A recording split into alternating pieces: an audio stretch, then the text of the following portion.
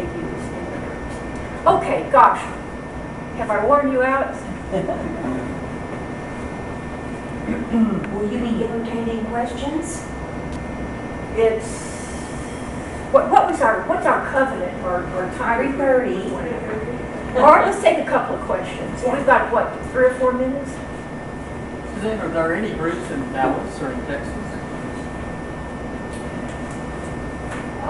There's a youth group. There may be more than I know. Like I said, these are hard to get on the radar screen. Right. I've just had, a lot of my work has just been out beating the bushes looking for the groups in different places. In San Antonio, there's a group that I plan to go visit. They have training for their young people in community organizing every summer.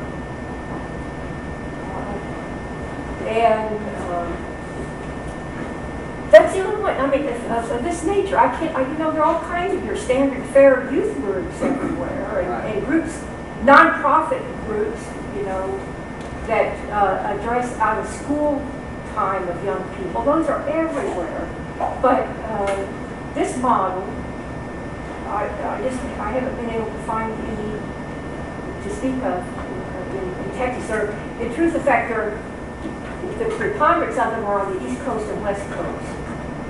But there's that one in Wichita. They're popping up more and more places. There's actually a branch of Texas Freedom Network, which is based out of Austin. They last year sponsored a youth sex advocacy awareness, and they are teaching youth how to advocate, lobby their school boards for comprehensive sex ed and things like that. And doing this advocacy kinds of classes. That's the only other group I know of that's teaching advocacy to kids.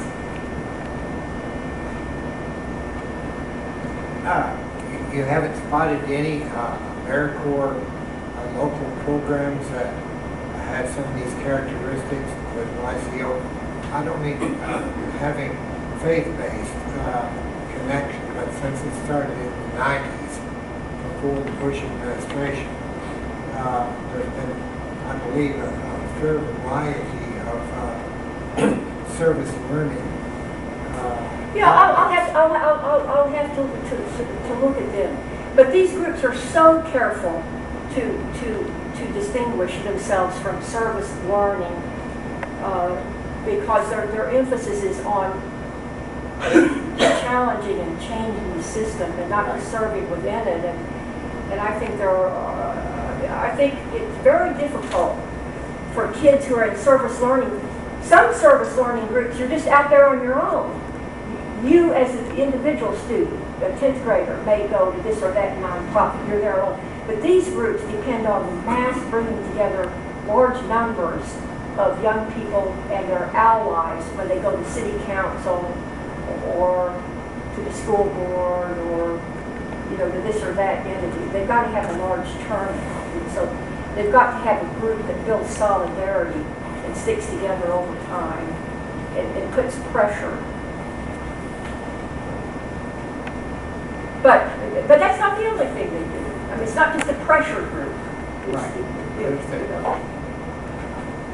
In your survey of these groups, what process was used that caught your attention in terms of the way to get youth mobilized around the issues? Boy, they do it in different ways, but the staple are these just one-on-one conversations, plus posters and flyers. The standard thing.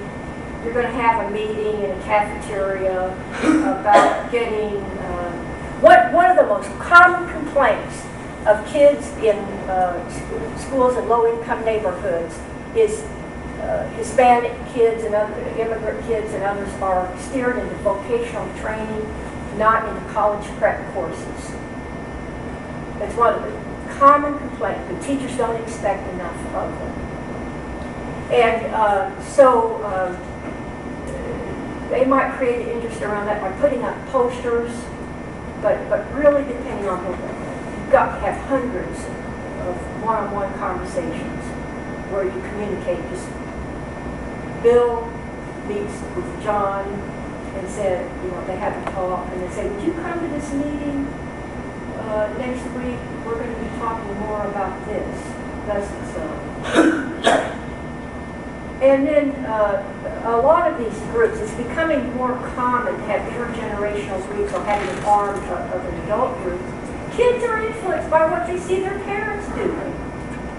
The research, one item of research is, the researchers are intrigued. When kids are interested in contributing to the public common good or taking part in politics, where did that come from? And they find the good old-fashioned thing goes back to what do they hear at the dinner table? What do they see their parents do? Do they see their parents saying, we need to hurry up and finish supper because I need to go to that meeting where we're going to be talking about thus and so? That's one of the number one influences. Great presentation, Susanne. Probably many of you know, one of the groups I'm involved in is Dallas Interfaith, and you described basically what DAI does consistently, and now I'm just delighted to see that you're trying to apply it to because it works. It does. Have you done anything with the youth? That's right. Have you done anything with the youth? Not specifically. The closest thing I know would be they have a large component of the Hispanic youth. Yeah. That's what I really need. That's a great idea. You see, that's exactly how some of these youth groups have gotten born. When I've gone to these meetings, I've noticed that more than Anglos and other cultures, the Hispanics bring their kids to the meetings with them. And so the kids see what's going on. They perk up their ears. They don't just sit off in the corner. Often they're listening. They're taking it in when we don't even think they are. So that's how some of these groups have gotten sprung up. Just the parents are bringing them into the middle of the meeting, and they go, well, we can do this. We're interested in this. Okay. Wow, very good. Thank you so much. Thank you.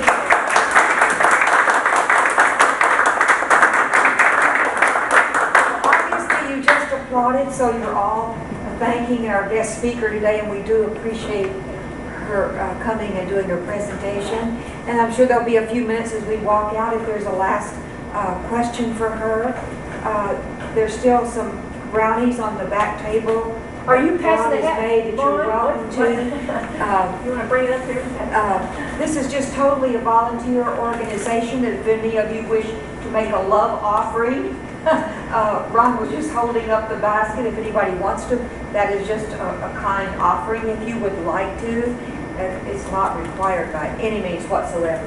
But again, thank you so much for coming, and we appreciate it. Thank you all for coming, and come again to our next affair. Thank you. Yes, Suzanne, if Kim will have a copy of what you presented. I'd be glad to turn this over. You mean like, Well, the whole you have a hand type presentation meeting? will be on YouTube. Our YouTube channel is Dallas Christians, and we'll have a link to that on our e-newsletter if you're getting that list. And if you could if see you'd like to have these slides, I'd be more than glad. This is a work in progress, so I'm always changing them and working on them. But if you would, I'd be glad to forward this to anybody who wants these slides. Okay, good. And also, let's not forget that October the 9th, our speaker for October the 9th is here, Dr. Theo Walker, and he's speaking on the elimination of poverty. So please help us get the word out. It will be a great presentation, I'm sure, and we are looking forward to that. So And we can bring you. Yes. yes, thank you. Yeah, bring the young people. Thank you again. I appreciate the chance to share this.